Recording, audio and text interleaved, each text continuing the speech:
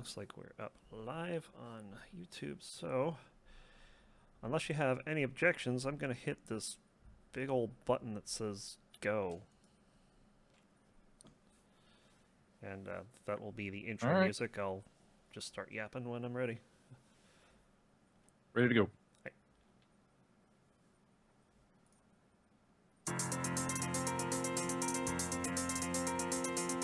Self-Destruct sequence activated.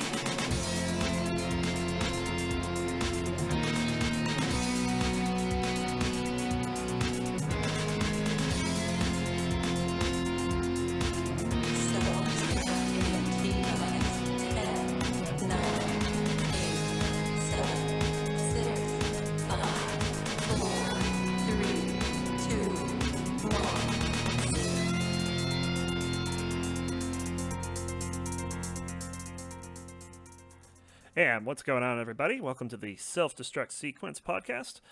Filling in for Dr. Zing, I'm Ronckley. And I'm Mortified. Thanks for joining us. It is currently it's Check your calendar. Dear. That's September. That's October. Oh my goodness. Okay, it's it's December 5th. And Whoops. This is episode. Golly, we're behind. It's episode 6 of the Self-Destruct Sequence You podcast. should have been up to like 20 by now. Yes, we were busy doing things. Moving. Studying. I know I was moving. I just got set up. Did my first podcast from here last week, actually, for my Six Gaming podcast. So it's been pretty hectic for me. So, but You we're moved gonna out be to back. where now? I'm in Belmont, California, just between San Francisco and San Jose. So right in between, really expensive and more expensive than it ought to be. Yes, absolutely. You have my my sympathy. Yeah, it's really cool out here, though. But anyway, just because we stopped for a few weeks, that doesn't mean the Descent world has stopped, and we've got a lot of updates for you. Starting with Descent Underground, and they've had a few patches since we last talked, and I think the number one highlight out of this is that tricording finally got fixed. It was broken. It was broken. It was broken. Like, it just didn't function. It just acted like any other shooter game. You just, no matter what direction you traveled, it was going the same speed. Yeah, pretty much. And it's kind of funny because for the longest time they were saying that it wasn't a high priority to get fixed because they had it working at one point. And then I kind of think they took it out to try to see, what kind of, I don't know, just see if it brought about better competition in the game or made the games feel closer so that the people like Jedi Luke and Zero and all them wouldn't go in and just wreck anyone. By the way, Zero is just completely tearing up the new leaderboards that they have. They have leaderboards now. Yeah, they do. How long have I been hibernating? For about 2 months. I look like Rip Van Winkle.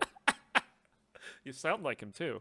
Oh, boy. Actually, you sound like Jimmy so Russell. They fixed tricording, and that means I go in 3 directions, and I go faster due to the math of a cube, which is really the math of triangles if I paid attention in geometry instead of looking at the cute girl sitting in front of me.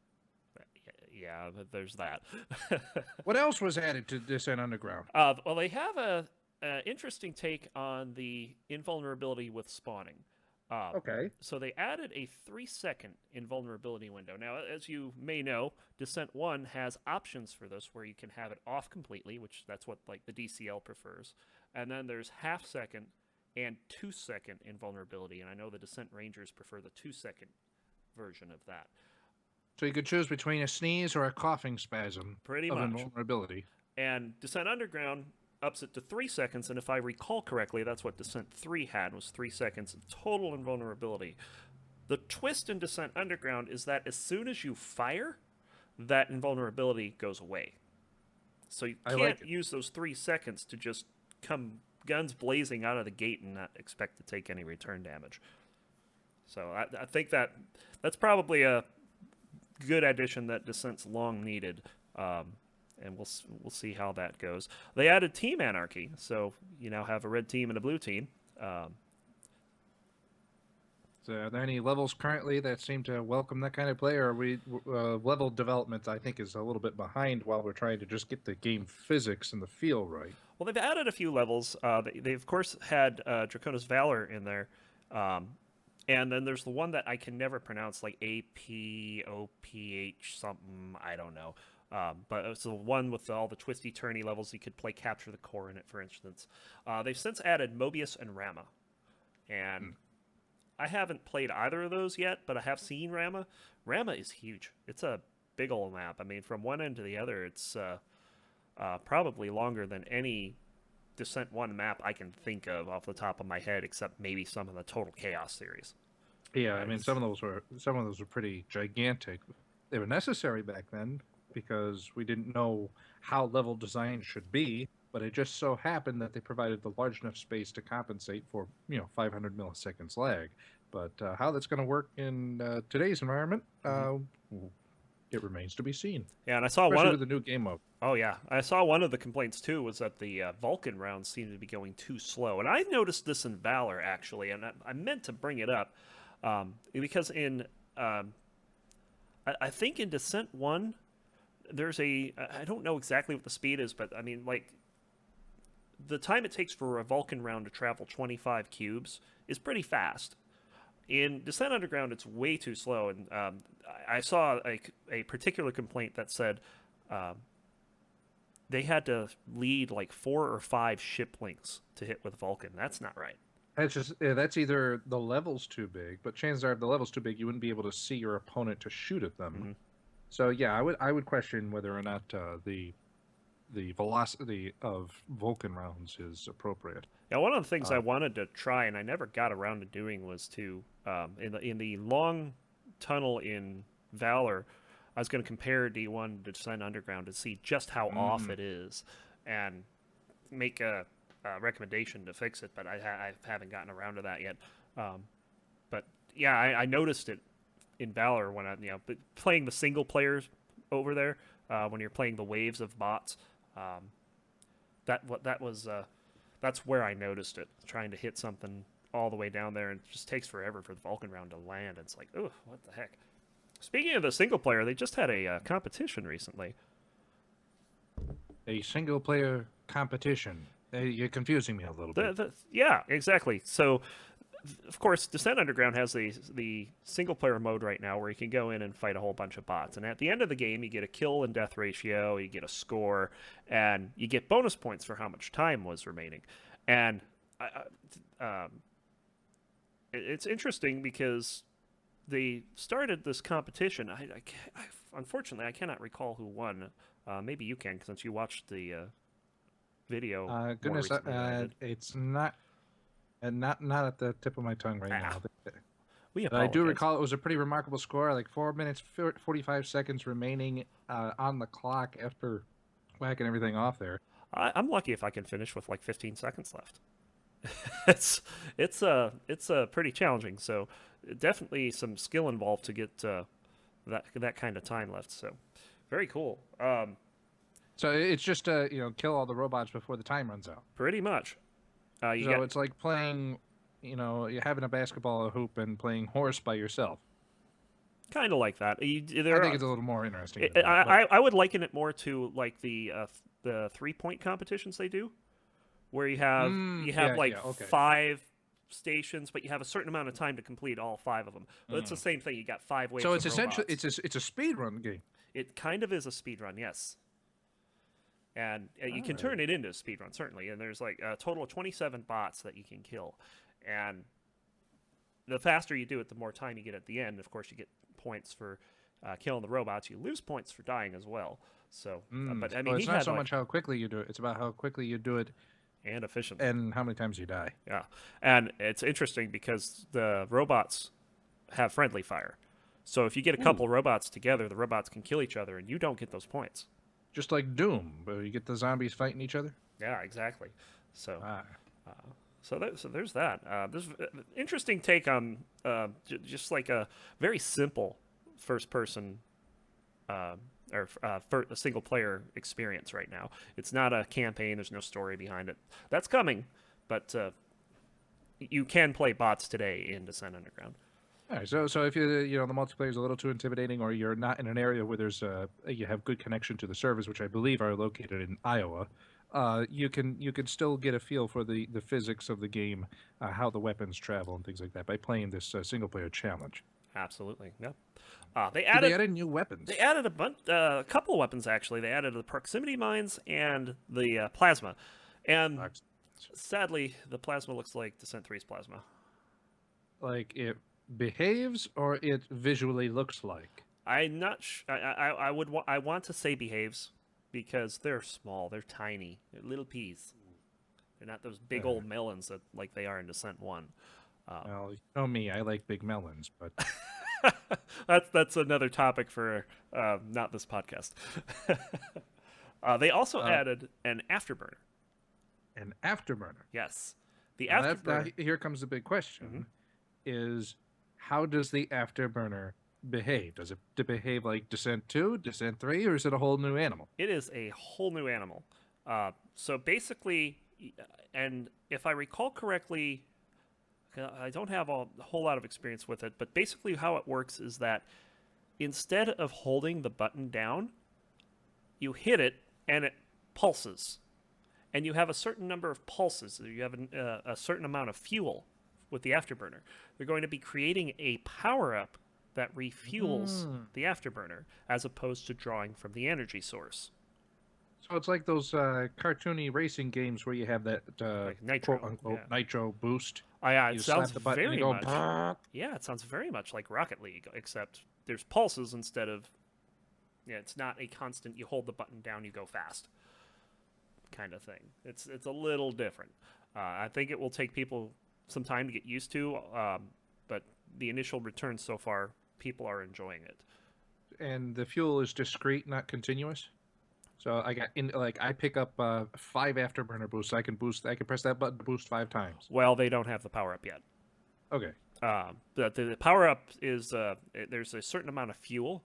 Each ship can. I don't know how it works. Whether they carry more fuel or if they're more efficient with it. But some ships can only pulse 4 times on a full tank. Others can pulse 10. So Does every ship have the afterburner, or is that a power up that they have to locate first? I am not sure. Wish I had found out prior to, but yeah, that would be like the difference between Descent 2 and Descent 3. In Descent 2, you had to find the afterburner in order to use it. In Descent 3, it comes pre-installed, and then the power-up just makes it more efficient. So there's those are 2 different takes on the afterburner. And of course, this one is a entirely new way of doing the afterburner. So they've added the afterburner. Do you spawn with fuel to use it, or is it just ready to go once they figure out the fuel? Yeah, you have to spawn with fuel to use it because there's no power-ups right now. I don't know if that... if you spawn with it, I would imagine that you can use it right away. If not, you have to pick up the power-up, and then you can use it. And then once you run out of fuel, you don't get more until you respawn, which, of course, involves doing something that a lot of people don't like doing in Descent. Yes. Yes. Then I guess the final question would be seeing how fast, now the tricording is fixed, to see how fast an afterburner works compared to tricording. I know in Descent 2 that tricording would give you 1.71 times the linear motion of a single chord. So flying forward, just hitting your accelerator button, flying forward like a regular airplane would give you a speed of 1, a reference speed. And doing a tricord would give you 1.71 times that speed. If you hit the afterburner, however, you got a maximum ship speed of 2, regardless of whether you were tricording or not. Right. Do you recall what the math was behind Descent 3? I do not. It felt very similar. But the Descent 3, the way that it worked is that when you had full fuel on the afterburner, that first 10%, you would get a bigger boost from the afterburner than, let's say, if you used up half your fuel and before it recharged to full, you used it again, you wouldn't get that same boost. You had to always keep it like between 90 and 100 to have the fastest speed. So what people figured out is that with the inertia of the ships, you could do this thing called afterburner pulsing, and where you would just hit the button and drain your fuel from like 100 to 90, let it go back to 100, hit the button again, and you could theoretically go faster than somebody that just held the button down. So it's interesting. It's like I said, it's different than Descent 2 for sure. I would have to say that as somebody who's most comfortable in Descent 1, that I believe that the Afterburner is a valid thing to have in Descent Underground from a 1v1 perspective, from a team perspective, especially with the whole capture the core arrangement, the ships running away. Afterburner just adds that extra tactical level to the game. But having it as a power up, I think, is an excellent compromise rather than making it as extra gimmick where I have to figure out how to. My hands are already busy. It's a 6 degree of freedom game. Now my thumb's busy on my hat switch going pulse, pulse, pulse, pulse, pulse, pulse, pulse, pulse, pulse. Me wishing that I had an extra hand to figure out everything else. Definitely looking forward to seeing how this limited fuel power up goes for the Afterburner. Indeed. We already touched that they have the leaderboards. They have a whole bunch of different stats on it. Zero is all over them. He's got the record for the most number of kills in a single 10-minute game with 34. He wouldn't have so much time for that if he just came back to the DCL and played a couple matches. You hear that, Zero? Morphod is calling you out. All right. So we also have modes now. Instead of going into a public game, you can create your own private game and invite your friends. So they give you a key that you can share with other people, and they can use that key to get into your game. Now, all the games still work off of those servers in Iowa, or Correct. is it... Okay. Yeah, they all work off the servers in Iowa. There's still 10-minute timers, so you can't do like a DCL on it yet. It's not, you can't set a kill goal. It just plays the game out to 20, or to 10 minutes rather. But they do have that ability in. I'm sure they're going to improve it over time. They're going to add the new game modes. It sounds like Hot Rocks is coming soon. This sounds very much like a cross between Monster Ball and I can't remember the name of the mode in Unreal Tournament. That was like a footballish type mode. I don't know about footballish type. Well, I remember there was going to be something like Onslaught, but it wasn't. Not Onslaught, no. Huh. Basically, there was a ball in the middle of the map. There was a goal you had to get it into. If you ran it through, you got 7 points. If you shot it through, you got 3. I can't. Monster Ball. This is the Unreal Tournament. I can't recall. Yeah, but that was a pretty fun mode actually. It was one of my favorite modes in Unreal Tournament. That's kind of like a cross between the two. If you hold on to the ball for too long in Descent Underground, you'll take a lot of damage, but you can choose to shoot the ball through the goal, or you can fly through with it. So it sounds like it's going to be pretty interesting. I'm looking forward to see how that works. It sounds like the Latvian Olympics, where hot potato tossing. Nice. And of course, we mentioned the new maps. We got Mobius and Rama since we last talked. And that does it for Descent Underground for now. They do have a lot of other things coming. It sounds like the Smart Missile will be next. Ooh. Yes. Wonder what that's gonna look like. Oh, Is it yeah. gonna have the? It's gonna have the same plasma, or? Mm-hmm. And they have already confirmed that the tracking will work like D1, not D3. The difference being that Descent 1, the blobs stop tracking you when you're out of line of sight. In Descent 3, they continue tracking you. They'll just hit the wall. Ooh. Yeah. So So you have you have the possibility of flying, running into it. Mm-hmm. Yeah, and you'll notice a lot of Descent 3 pilots when they come and play Descent 1 that they have a very hard time with smart missiles around corners because they're expecting that smart missile to have already hit the wall, but that doesn't happen in Descent 1. That just stops tracking. They just start floating, and that's where you get the floaters from. And when they come back around the corner thinking the smart missile hit, it retracts on them, and they get wrecked. It happened to me so many times. Still happens to me a lot. It's hard to get out of that mentality once you've been used to it for so long. But that's how it's going to be in Descent Underground. It's not going to be that Descent 3, it keeps tracking you no matter what. It can, and the other thing is that it can stop tracking you because you went around a wall, but if it finds another valid target, it will start tracking them. So it kind of falls in line with this is a prequel to Descent. You think that the technology to continue that lock through walls would be part of the advanced technology, because we're now in the Descent 3 part of the timeline at the very end. Descent Underground is supposed to be a prelude. Yeah, with that said, the time elapsed between Descent 1 and Descent 3 is not all that much, because Descent 1 and Descent 2 is a pretty continuous time frame. And then Descent 3, yeah, I would imagine that happens over the course of a couple of days. I think the idea is that Dravis is a jackass He in is. all three. Uh-huh. Okay, so Yes. one miserable little bureaucratic turd has managed to last on all three timelines. Yep. I wonder if like his great great grand aunt is somebody who's going to exist in the Descent Underground world. Oh, that would be amazing. Yeah. We'll be talking about another Dravis a little later on, but won't spoil that just yet. Of course, there are other 6 Degree Freedom games out there other than Descent, and I wanted to talk about Sublevel Zero a little bit because they finally came out. They promised to have virtual reality around launch, but some delays caused them to not include it with launch. But now they have the beta out.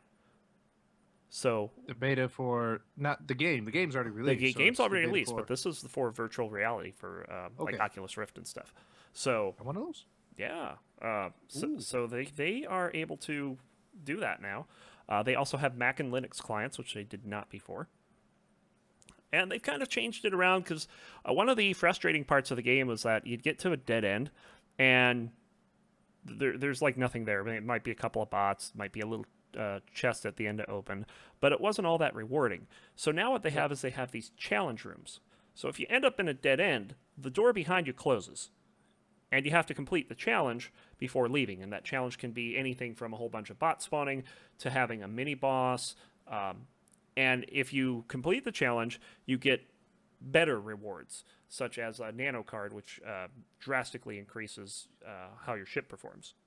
So Just curious here. These dead ends are these like procedurally generated levels? yeah, this is a roguelike.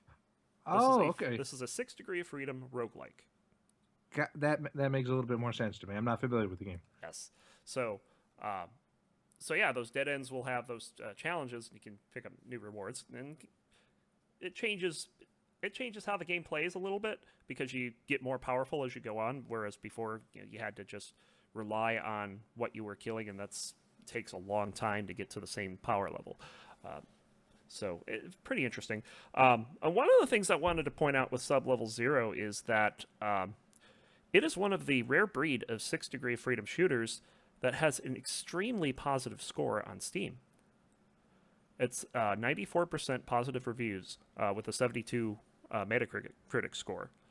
So 94% of the people who buy and actually play the game were enthusiastic. Yes, 72% of the people who are paid money to write articles for that's more of a score. That's a Oh, number of authors giving it a score out of 100.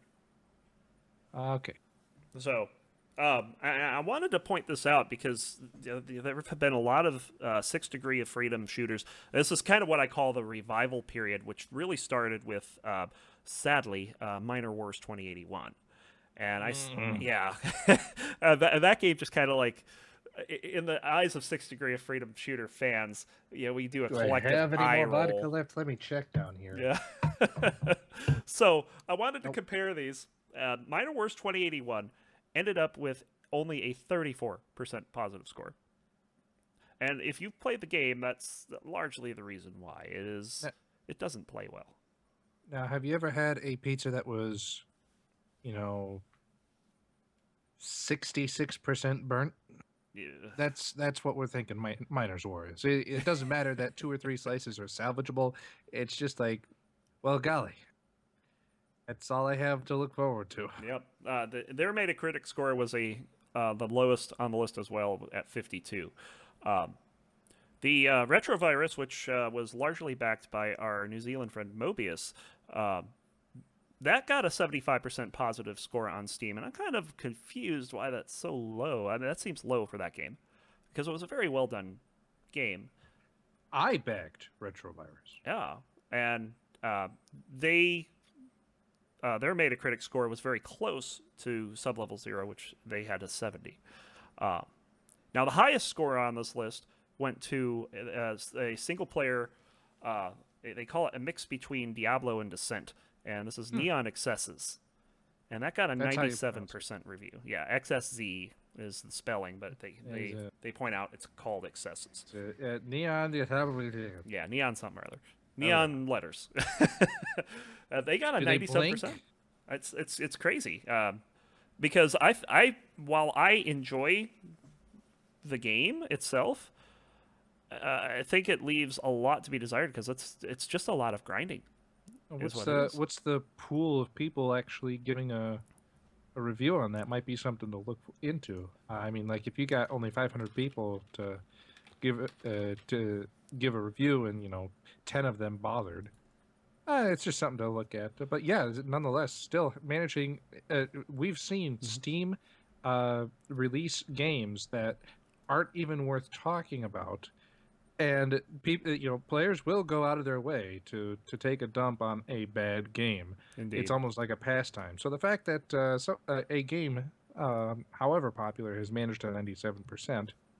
Is most curious because you cannot delete bad reviews, if I recall correctly. Right, and this is 1 out of 39 bad reviews. That still sounds pretty significant for a Yeah. small time title to get 97% positive reviews. Yeah, it's pretty crazy. It's pretty good. And then we have, of course, GeoCore, which that one doesn't have a whole lot of reviews behind it, but still had an 83% positive. And then, of course, we'd be remiss to not talk about Descent. Descent Underground currently is standing at 85%, which is trailing behind, the Neon Excesses and Sublevel 0. But it's also trailing behind the original Descent 1 and Descent 2. Descent 1 has a 96% positive review. Descent 2 is at 94%. So obviously the originals are still the most beloved. Nothing like rose-tinted glasses to look back at a nostalgic experience, Descent 1, Descent 2, but also they were very, very well-made video games. If I recall correctly, the primary complaint for the Descent Underground reviews was the lack of a single player and the general incompleteness of a game. Of course, it's not a complete game. It's early release, though. I mean, it's the kind of thing to be expected. I think the people that are putting those reviews out there, it's just sour grapes at this point. It's coming. Yeah, it's sour grapes, but I also don't recall Descent Underground page or on the website at all advertising that the single player is ready. No, they've said that they're going to go through steps to make it even more clear to potential purchasers that this isn't built yet. If this is something that you're backing for, that you really want to dive into, then just be aware that that's not ready yet. Indeed, maybe that's something they just need to put on their webpage somewhere. Maybe right on the front page, it's gonna there'll be epic single player campaign or some nice marketing jargon out there to make it known that yes, we want to put a single player in this. So there's that. And then the last thing I want to point out as far as for the comparisons, Descent 2 and Descent 3 have a Metacritic score both of 89. Descent 1 does not. It's not even listed on Metacritic. It's too good for Metacritic. It is too good for Metacritic. It's too good. But Descent 2 and Descent 3 had an 89. What I find amusing is that the Steam ratings are 94 for Descent 2, which we mentioned, and 72 for Descent 3, which does not surprise me. It doesn't surprise you, however, you being a Descent 3 it makes me sad. Enthusiast. It makes you sad. It's what you expect. And, of course, you and I have had, touched briefly, head-to-head. I am a D1 guy through and through. And I find that as far as the surviving community from the active players of Descent 1, 2, and 3, that the D3 players are able to find refuge in Descent 1, but the Descent 1 players cannot really get into Descent 3. Yeah, it's pretty hard because it is such a different experience. I mean, the ships turn faster, the weapons, the secondaries are just much more crazy. So I wonder how much of that 72% are the Descent 1 and 2 crowd saying this is not like Descent 1 and 2. Given that the Metacritic is the same. And also, if I recall correctly, Descent 3 has a wee bit of a compatibility issue that Descent 1 and 2 is easily solved through DOSBox on modern systems. True, and it's also solved through the works of Rebirth, Retro, DXX. Absolutely. I don't think that such an ambitious project is available for Descent 3. It really requires a bit of finagling to get working on some setups. Yeah, I have a very hard time getting it to run consistently. And of course, with the fiasco with interplay and parallax and all that. Volition and what was the other one that they split Outrage. into? Outrage. That getting the source code released for this game may never happen. Yeah, Descent 1 and 2 had the code released, and as absolutely vital for the survival of the community up to this point. Indeed. And I know that there are enough people interested in Descent 3 who, while they enjoyed the game as teenagers and young adults, now are programmers and would be interested in maintaining the code of their favorite game. Indeed. If they were able to get a hold of that. But unfortunately, it's stuck in IP hell, isn't it? It is. It's Dear. not a whole lot we can do about that. Makes you wonder how on earth Descent Underground was able to pull off getting the IP for as much as they did. Yeah, I think it's really good that happened. It's definitely stirred a lot more interest in Descent than we've had in a decade or more. So hopefully we keep getting these 6-degree freedom shooters coming out. I mean, we do have another one in the works we haven't even talked about on this episode, Soul Contingency. They've gotten themselves a new website.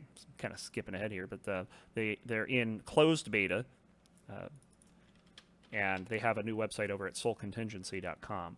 And not a whole lot to add to it. I flew around in there. There was no one playing at the time. But I mean, it seems very similar to. I don't think you were part of the Descent Rangers playthrough. We had like a week. I think it was one night on a weekend, a few months back. They have a few new maps. It's kind of interesting. You can fly into the lava on that game. Ooh. Yes. So like you can dive into the lava. Yes. You take damage. It burns like goodness. It burns. But you could fly into it and launch an ambush. But it's no longer a hard surface with which you cannot pass through. Yes, it's very slow to fly through too. Water too, you can fly through water with no damage. So it's kind of neat. There's like a waterfall if you fly through it. You'll actually lose altitude because the water's pushing down on your ship. It's pretty interesting. I like it. It's I didn't get a chance to play multiplayer because like I said, there's no one playing at the time I was. So I might try to pick that up again. And then, of course, there hasn't been a whole lot of updates with GeoCore either. I haven't heard a whole lot out of Jerome on that one. So, what's his handle? Psionic? Oh man, it's been so long. We gotta not have 2 months between episodes. I think it was Mr. Kyle Johnson who said pimping ain't easy. Shout out to the legendary Kiln, who yes, was a member of the Pyro Pimps back in the day, or Indeed. at least a prominent guest on several shows. Just expressing his appreciation for the work that we do here. yes. Thank you very much for listening in, Kyle. Sorry that we don't have more for you to listen to. Well, hopefully we can change that. I'd like to keep this weekly. Maybe we'll skip the week around Christmas, but we'll see what happens. Plus, I know Dr. Zing's been really busy. I mean, I've been having a hard time just getting a hold of him. So we'll see if we can't get him back on the show too. I know a guy who could talk to him. We can arrange something. Uh-oh. We don't want to lose him. Zing may be a tall guy, but Melvin's the kind of guy who I really wouldn't want to piss off because he's also has the mass to be able to stand me on my head. Yeah, indeed. So there's that. All right. So that does it for our updates, and we'll go through our DCL and Rangers segment here. I just wanted to point out that the Rangers have been pretty quiet in terms of events, but of course, this last Thanksgiving they did their annual turkey shoot. Now, if you don't know what a turkey shoot is, think of Team Anarchy with friendly fire on, where one team only has one player. That one player can do nothing but afterburner and fire flares. It's in Descent 2, obviously. That's all you can do. And then everyone else is on the other team, and they can shoot at you with whatever they want, but they cannot use the afterburner. Which made for a very interesting evening of playing Descent in a way that you normally wouldn't consider. Dravis ended up winning that competition. That darn evil PTMC. But it was a lot of fun. I will say I was the only one that scored points as the turkey. I think I actually flared somebody, or did you run? I think I blew up on Tiger twice. Oh, So it was this was in Minerva 3. Death Rattle. Yeah. So this was in Minerva 3, so there's a unlockable homing missile in there, or mega missile in there. So Oh dear. we were using that. We also had Furto, Skywarp, and Tiger in there, and it was a lot of fun. We played for like it had to have been like 3 hours. So much fun. There will be another one coming up sometime around Christmas. The exact date hasn't been announced yet, but they do 2 of these a year on Thanksgiving and Christmas. So it's the turkey shoot for Thanksgiving. Is it the ham hunt for December, or I think they still call it the turkey shoot, but the ham goose hunt works. gallop? Goose gallop. Yeah, I don't know. I'm just yeah. shoot me. All right, and that does it for the Rangers. You want to talk about the DCL? Because I've played probably Well, a I don't grand know if total I- of 10 matches this season. I don't know. I want to talk about it. ECL, man. That stuff takes a lot out of me. You just got Goodness, done. it's been like 2 months. You just got done playing 7 games in a row. Well, okay, so maybe it's We'll get to a little that. bit of local fatigue here, but probably the coolest thing in this new season. It's a shortened season for the late 2015 season is what they've labeled it. It's a workable name because in the future we're going to be working with 4-month seasons. They're going to be quarters instead of having spring and fall. They're going to be winter, Not spring, quite summer, fall. Quarters. 4 months is What, thirds. 4? Oh, excuse me, thirds. Yes, I guess it's going to be a winter. Quit staring summer. at the cute girl in front of you. The cute girl apparently looks like a fusion trophy that Watts has earned. Uh-oh. Yeah, really. But that's bronze class, so I can't rip it from his hands. I know, right? I've tried a couple times, too. He's 4 gotten times so 3 much is better. 12. Okay. All right. So Anyway. now that I am mathing correctly, the seasons are going to be 4 months long in the future. So this late 2015 is kind of just like an adjustment, kind of like a daylight savings time of seasons. So Leap we'll seconds. hit up. Pardon? Leap seconds. Yeah. So at the start of the new year will be the new thirds. I don't know the proper word for that. They're not quarters. They're not. Season. They're not. It's It's season. just. Yeah, there's It's just they're not a game calendar seasons. season. There's going to be three every year. I guess they're going to call them winter, summer, and fall. I don't know. We'll see how it goes. But it should provide a decent. Activity changes a little bit after the stats are reset, and maybe 6 months was a little fatiguing, but 4 months seems to be a good middle ground that a lot of people agreed on. One of the features that was added was a promotion and demotion feature to the ladder, and I have to say that as far as encouraging activity and setting goals on the ladder, this has been absolutely marvelous. It has gotten everybody involved. What happens is there's 3 tiers on the DCL that rank you based on your mid to long term performance. Okay, so these rankings are simply shown by the color of your ranking, not your position on the ladder. The ladder functions as a straight up ladder. You beat number 2, you get spot number 2 no matter what. You beat number 5, you get number 5. You beat number 1, you get number 1. But there's also a long-term ranking system that judges your skill over time and will assign you an appropriate tier to play in. And they are gold, silver, and bronze. What happens when a player gets the ladder's algorithm feels that they should be promoted? Before, it would just, you would suddenly appear as a silver player. You did a good job as a bronze player, now you're silver. What happened was there were some people who were actually starting to get promoted to tiers without playing people in that new tier. Mm-hmm. That was a little bit of a problem. You have people getting promoted to silver and they never played a silver pilot. People being promoted to gold and never played a gold pilot. And that could be really intimidating. We had cases where a couple of pilots really did not enjoy that. And it was a very jarring experience because now all of a sudden that they've got everybody from the silver gold tier we want to shoot you down. We don't want you here. Oh, that's the thing. It's like these people who get promoted, they didn't ask for it. They were just doing well. So a solution has come up, and I'm always fascinated by these solutions that the DCL has come up with. Some of them are good, some of them are not so good, but they work with it. They listen. And the solution they came up with, and they're tweaking to try to find the good middle ground, is this promotion demotion system, which says that once somebody has reached that threshold, they have the option to accept a promotion challenge.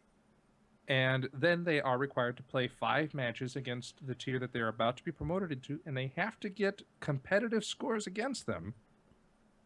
The ladder will provide the competitive scores, but they must complete those 5 matches and have a net positive versus the expected Or 0. scores. You Pardon? can go even and get promoted. Oh, right. You have to meet or beat. The target. Right. You have to meet or beat the target. And I have to say that the last couple months here, really, really exciting. Indeed. Believe the first person who was up for promotion was Watts. And he only managed to get through 4 matches. Watts is a top bronze tier pilot, and also a personal thorn in my side. Having bested me in levels like Athena, Ecstasy, and Shogun Tournament, was up for promotion, but also has been diving deep into his studies. I know he's going back to school, I believe, for astrophysics. Yeah. But he's got to get his math out of the way, and he's really passionate about this kind of stuff. Yeah, he's canceled games to go out and stare at the stars because he knew that there was an event happening that he could see. So he's really serious about He's a good his photographer education. too. Yes, put that out yes. So we got to get. I mean, I wish this was a proper show. You could get his picture up here on here, but I'll have to ask him to share some of his best ones sometime. Maybe even get him in here for an interview. But no, he was up for promotion challenge, and he found time between his studies, came in, put up a great game against Lothar, who's the top silver and probably should be gold, except he doesn't want to be gold. And managed to get a +3 net. But then he had a little bit of misfortune. What happened? There's the way that these 5 games are selected. Players within that tier can claim a spot. Oh, Watts is up for promotion. I can claim one of these spots to test him to see whether he should be in silver. And you have to know that I clicked that button as hard as I could. And how did that game go? Well, there's also an option for a random level. You can either choose a random level. You let the ladder run the RNG and spit out a common core level, or the 2 players agree to something. But it cannot be an arbitrary level of my or his choosing. We random lurk. Oh, jeez. And I am Good night, Watts. particularly fond of lurk. Oh, man. That's unfortunate for him. The game wound up 20-8, and he had a -6 Ooh, he against needed expected 14? target. Ooh. 20, he needed 14 on me at that time, And what's which what's I think sad was about that is artificially high. what's sad about that is that that wipes out his gains he made against Lothar. Yeah, it did. It did. But so he gave me a particularly strong level for me, and that was the time when I had actually started fixing my sensitivity and started doing. There was a marked improvement in all of my games. So the ladder algorithm probably should have had me down to maybe 12 at that time if it had enough data. If that wasn't bad enough, Melvin chose another game. Melvin and I play quite frequently, and guess what level he got? Uh-oh. Lurk. He got Lurk. Well, he had to play Lurk twice, and that didn't work out well for him either. And so those games Watts that he got got worked. against Lothar were quickly erased. And on top of that, a game against AOD High, who's in Japan. That's a hard game to play as is. He managed to get 12 on him, but getting 12 against anybody who has 250 milliseconds ping is an absolute chore. Yes. So a valiant effort by Watts, but he finished up -9, and his 5th challenger never appeared for a match. Didn't have to. But I have to say that that kickoff to, hey, what's happening here?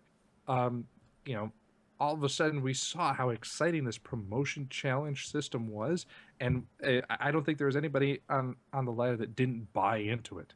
Yeah. You're talking people eagerly watching the matches. I know. as they I haven't been able to play for like a month, and I'm sitting here refreshing the tracker over and over, watching these matches as they go by. And well, the one that was of big interest to me was the only demotion series that we've had, and this was for Behemoth, who was getting threatened to be demoted into silver.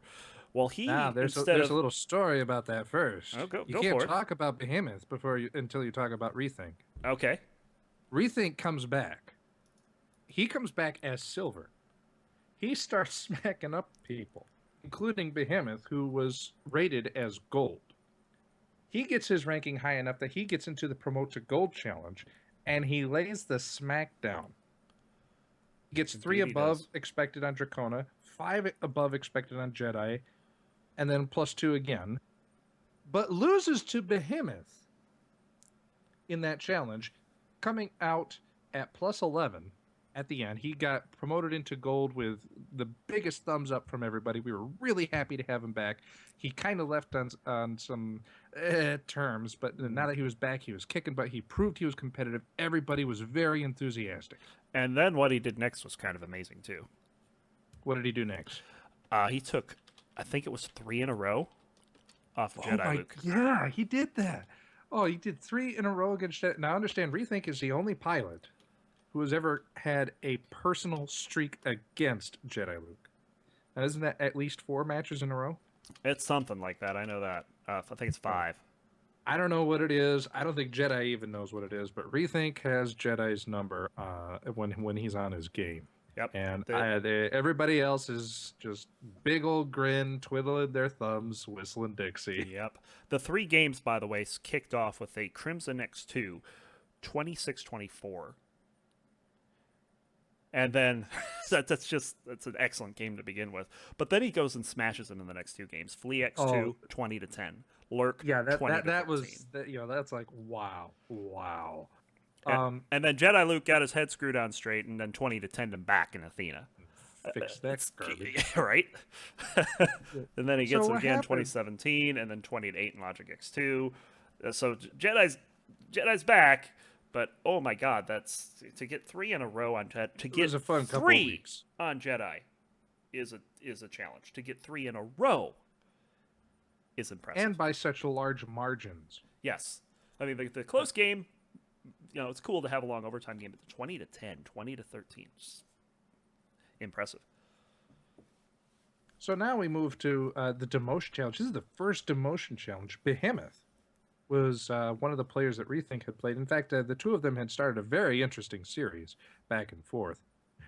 So now Behemoth comes over demotion challenge. Demotion challenge kind of works a little bit backwards. You are offered the opportunity to either drop to the lower tier or go for the demotion challenge to stay in your tier. So if you're doing poorly in a couple matches, it says you can go from gold to silver, or you can challenge to stay in gold. Yep. And what that does is that sets the target for promotion -1. So instead of say like 10 on Jedi Luke, you only have to get 9. Behemoth goes and beats Rethink by 7. No. That's I think. Oh, I got that backwards. Yeah, that's backwards. No, it was Dracona. It was Dracona that it was beat by 7. Excuse me. He actually beat her in overtime, 22-20. He was only You're expected to get 14 on her. Right.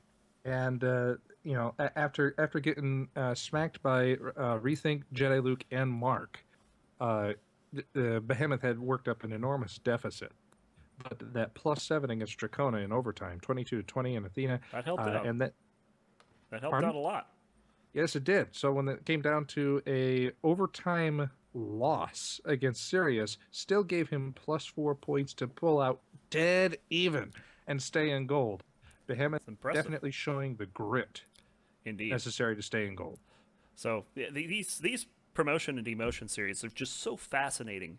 It almost makes me wish that there was some way to watch these games live. Oh yeah, if they could be oh, played in observatory matches, I know that we would have an audience. Indeed. So much fun.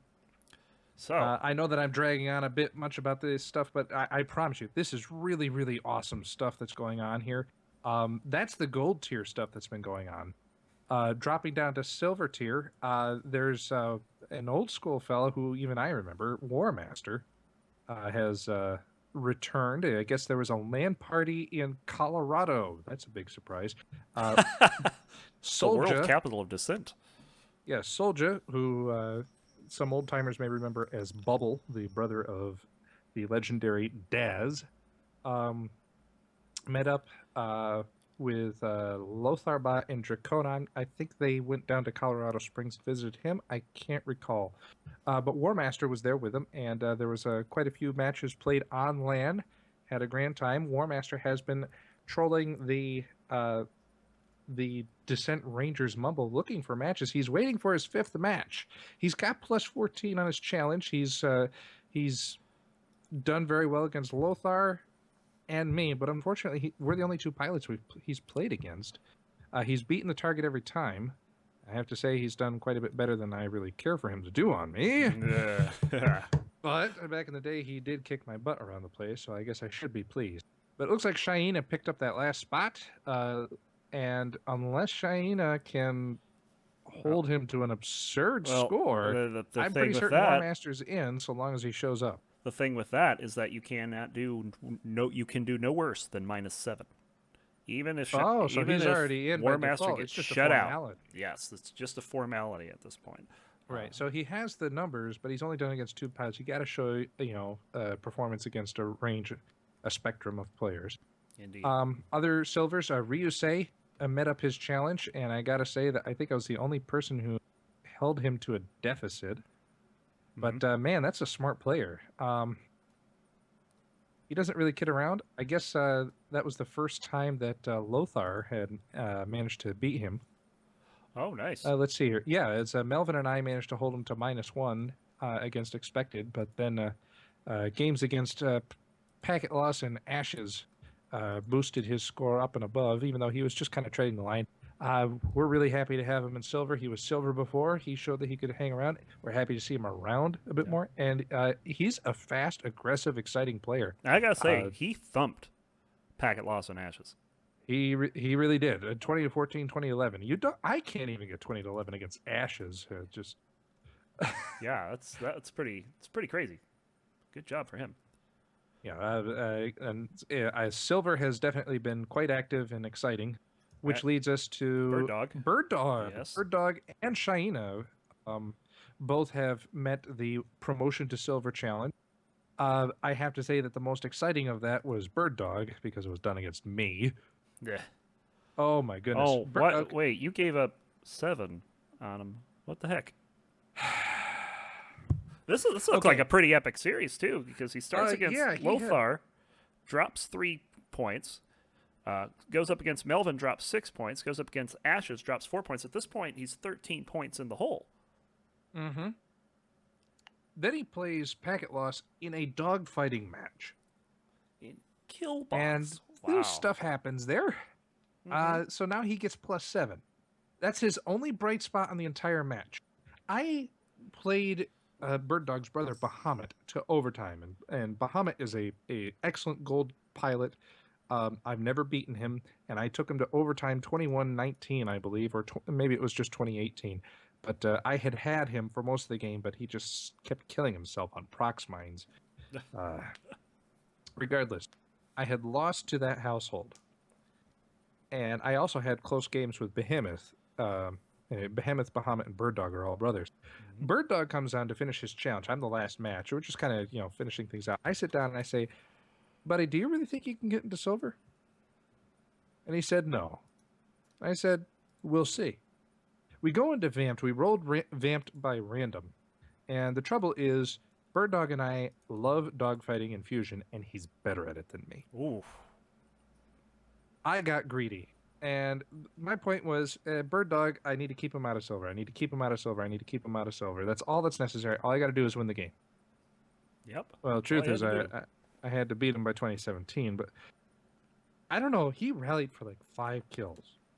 My phone is blowing up with texts, people asking, what the hell is happening in this match? Oh, man. I'm like, I didn't know you people cared.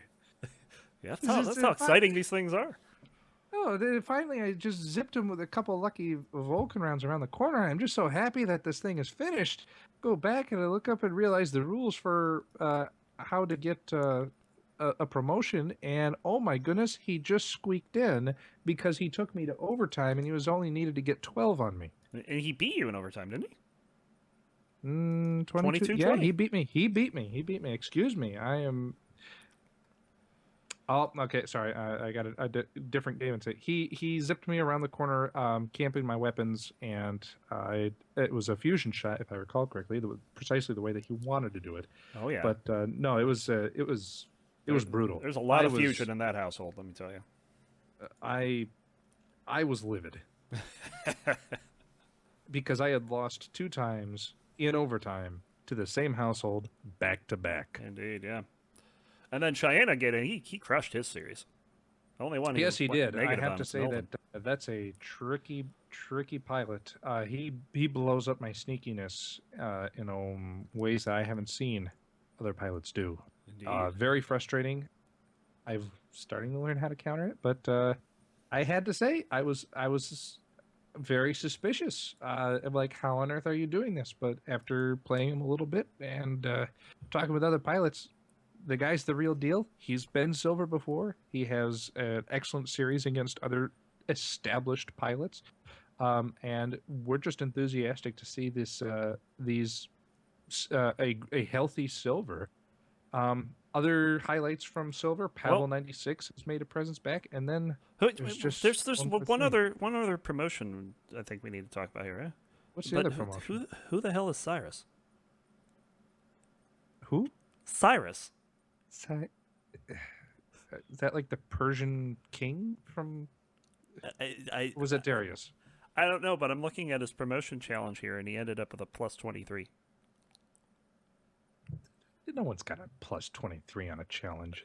He's got plus 23. What the heck? Cyrus has and the popped best up part, out of nowhere. The best part is that he got 24 points against 4 pilots that weren't Morphod. And lost a point. And Morphod is the only one who beat him in the target score. What can I say? We got a nice little segment here about Cyrus. Cyrus has popped up and has been a center of a lot of attention. As the week before Thanksgiving, the past couple weeks, he's only started playing matches since the 20th, if I recall correctly. He has played, I believe, at this point, more matches than I have played the entire season. Cyrus is an old school player from 1994 to 1998. The only person right now on the ladder that remembers this guy is Mark 392, and he can remember anybody and their pet dog. He remembers what he ate back in 1990. I mean, with enthusiasm, I might add. So and he could also probably tell you the expiry date of the eggs that he ate for breakfast. Indeed. He's played 100. Cyrus here has played 158 games since joining the ladder on November 20th.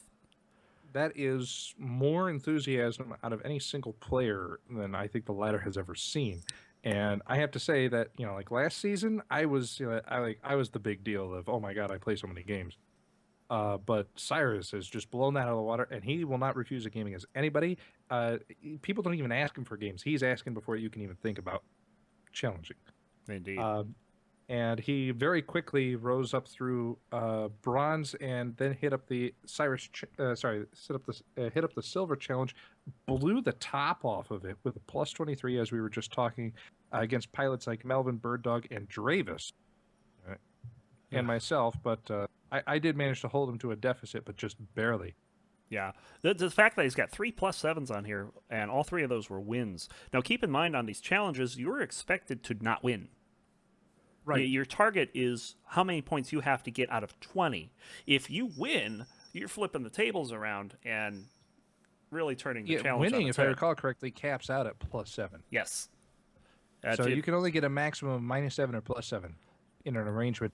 And depending on what the target is, it may be impossible to get -7, maybe only -6, 5, 4, 3. Mm-hmm.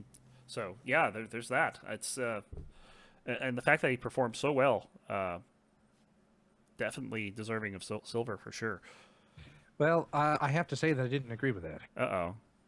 I didn't agree with that. So I issued a personal obviously challenge. because you were the only one that. I held him to minus. 11. I guess I was the only silver. No, Dravis did do it. No, Dravis didn't do his job. He's supposed to hold him to 11. But Dravis, to be fair, Dravis doesn't play very often, and the fact that he was able to hold his own in that match, if Dravis had been more active, I'm certain he would have kept up with the same performance. And also, Dravis has a stronger target than I do. Dravis had to hold him 11. I had to hold Cyrus to 12. Mm-hmm. So, regardless, Cyrus, by the ladder's reckoning, he had all the numbers, but I didn't agree with the ladder. So I sought to do something about it. What did you do? I issued a personal challenge, and that challenge has taken place today. And these are the 7 matches in a row, right? This is 7 matches in a row. This is the unwelcome challenge. The unwelcome challenge. I don't think that Cyrus should be in silver, so I said, let's play a whole bunch of matches. And I challenged him to the Triumvirate of Hate. Triumvirate of Hate, I discovered, actually kind of modifies each season. But I played him in Take 2, Lurk, and Io.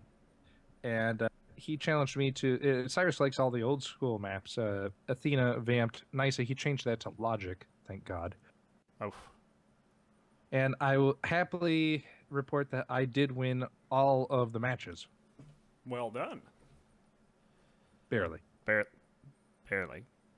Barely. You have Barely. a 19-0 record on him right now, I think. Barely.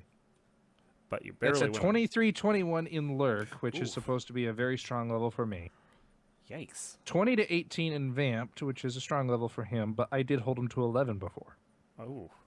And 26-24 against him in Mind Tricks, which I played on mouse because That's my wrist was a tired. long game.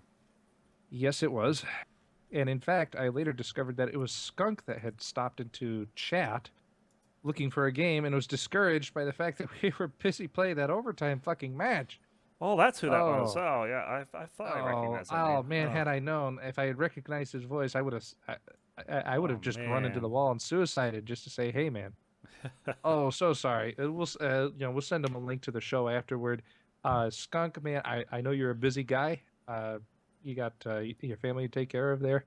But it was great to see you at the land. Sorry we didn't get to do a one-on-one match. But it's always great seeing you around. And I know I that did one with him. It hurt. you carried the flag during the dark era of Descent, and that means so much to know that there's really great pilots that kept a high caliber of play, even on the one-on-one level during those 3-4 years where there just wasn't anything happening. So, Skunk, Indeed. wish you had the time to be here. I know that you know that you're always welcome to come back and play matches. Indeed. But yeah, that kind of ties it up for Cyrus, who's really making a lot of noise here. And boy, I just wish I could shut him up. I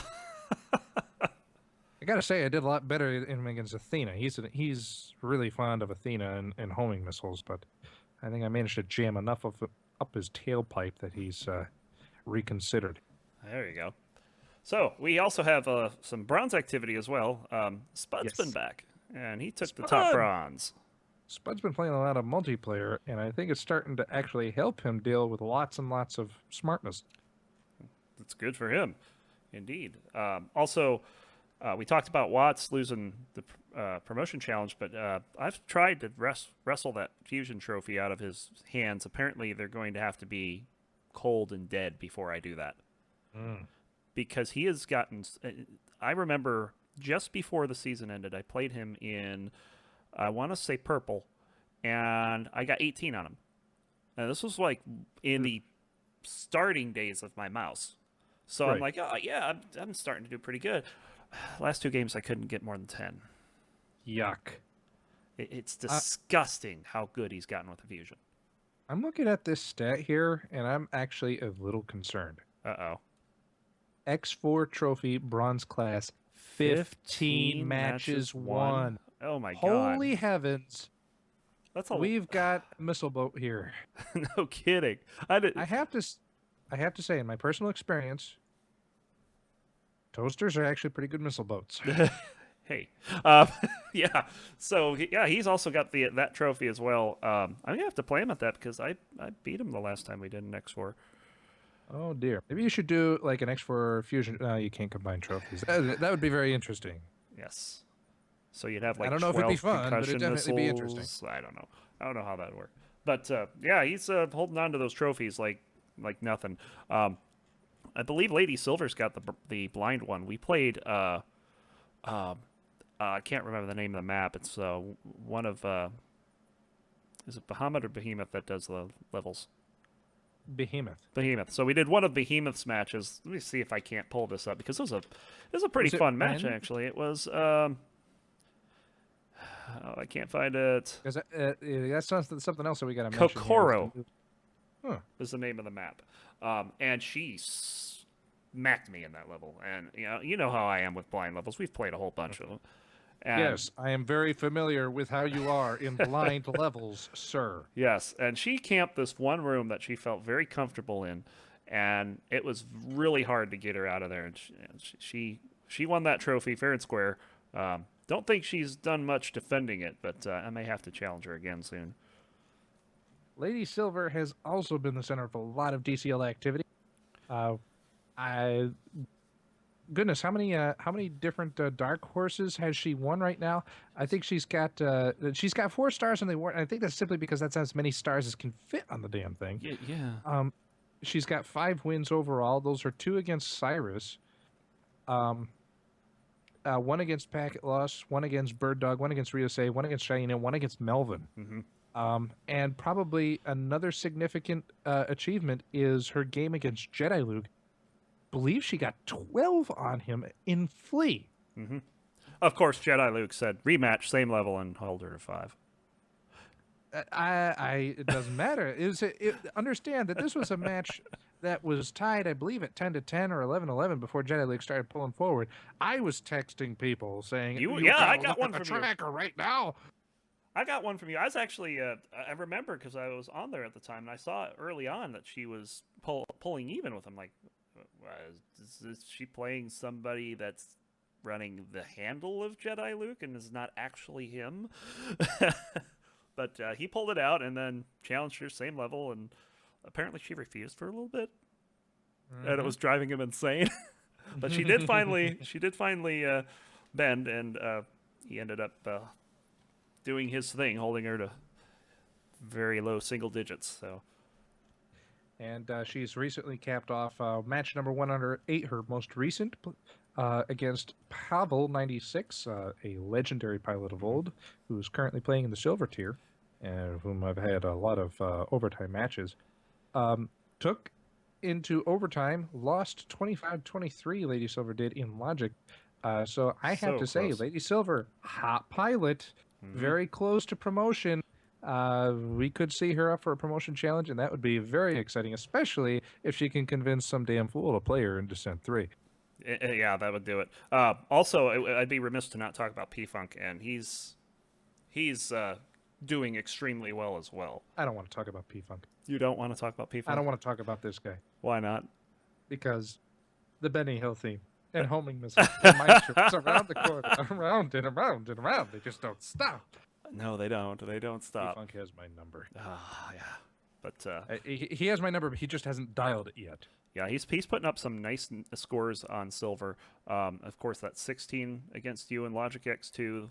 Shut up. He beat Shaina 21-19 in Neptune. 11 on Lothar Bot is, that's pretty impressive.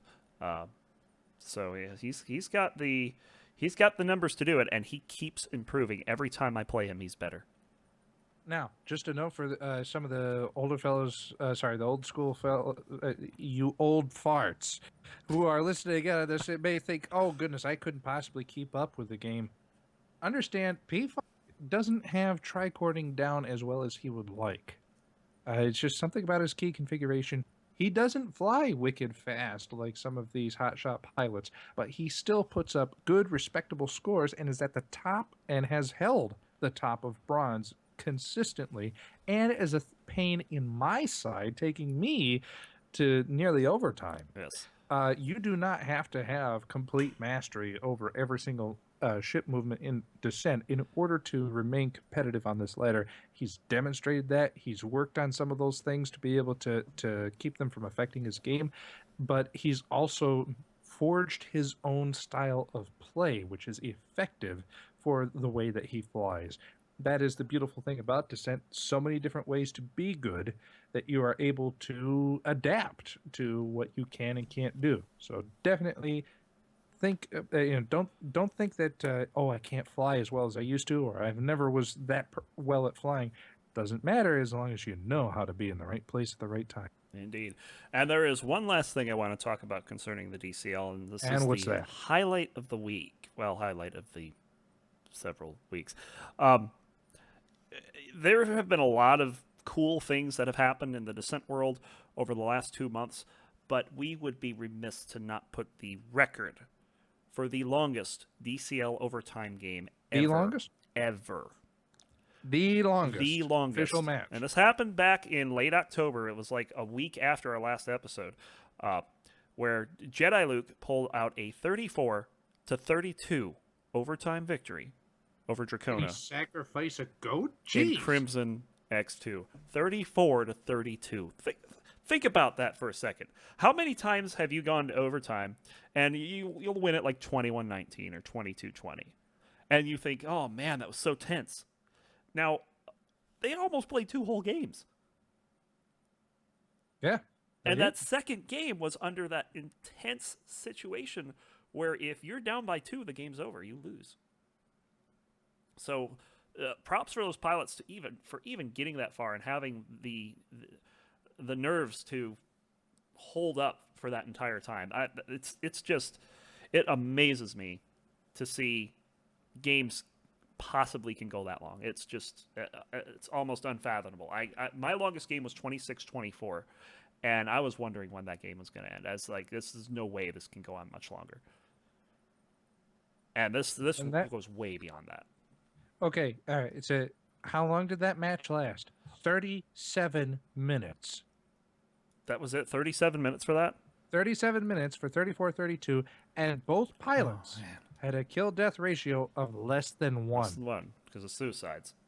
Right. Yeah. So impressive job. And the demos, we'll link to that on the website over on the Facebook page as well. Of course, that's over at fb.me/SDS podcast.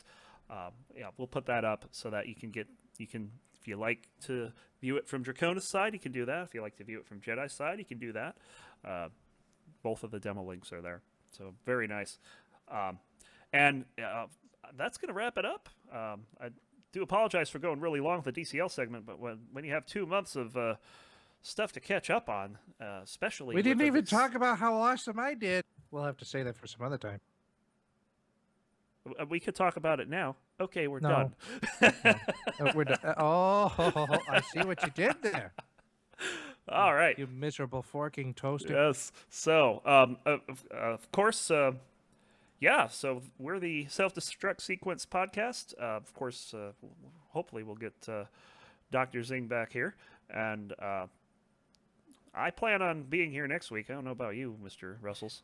Well, I do have finals on that Monday, but I'm pretty certain I could spare a little bit of time on Saturday to do this or anything. Either way, thank you very much for spending some time with us. Hey, if you want to talk to us, if you want us to discuss something, maybe you just want to express a deal of emotional attachment to us, particularly me, I do appreciate a little bit of love, or perhaps negative feelings, negative emotions like rage or hatred, which I encourage as well as far as they're competitive in spirit. Drop us an emails at selfdestructsequence.org if you want us to submit something to the show, want us to talk about something, thought that we should mention something in the show. Maybe you felt that you're really important and you want us to interview you, so we'll ignore you and make fun of you instead. Please be sure to note whatever contribution that you send us, whether you would like to be anonymous or have this submission attributed to you. We'll be happy to respect your request. Also, we are on Facebook. We are on Twitch, SDS Podcast, and on Twitter, SDS_activated. And of course, you can find all of this information and a copy of our previous shows on selfdestructsequence.org. So please check us out. Yes, and of course, this is the time of the podcast where we overview our schedule. Obviously, we have not stuck to that very well over the past couple of weeks. But, with me settled down here, you have, obviously we don't have Andy here, but, we're going to try to keep this running. There's a lot of good stuff coming up in the Descent world. So be sure to check us out over on iTunes. And the best thing that you can do for us is to subscribe, rate, and review our podcast. We are Self-Destruct Sequence. And if you want to get back into the game, we've got that too. Over at the Descent Champions ladder, we have a page, descentchampions.org/new_player.php. You can get set up to buy your copy of Descent if you don't have it, or if you do have it, you can get set up with Rebirth and Retro so that you can play right alongside us. And I think that'll do it. Just make sure, watch out for Facebook and Twitter. We'll be putting up whenever our next episode is. And until then, Ron Clee out. See ya, kids.